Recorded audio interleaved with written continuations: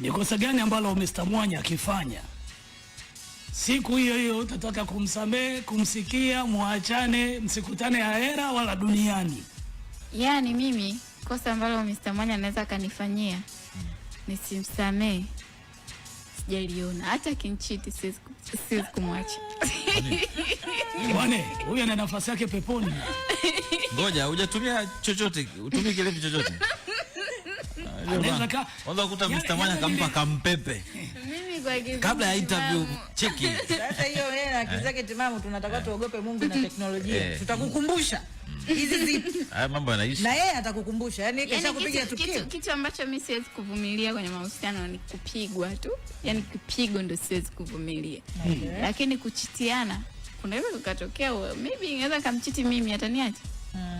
Lakini sijafikiria bado.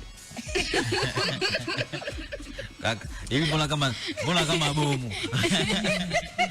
Linafanya ting ting muda wote linakuja linalipuka.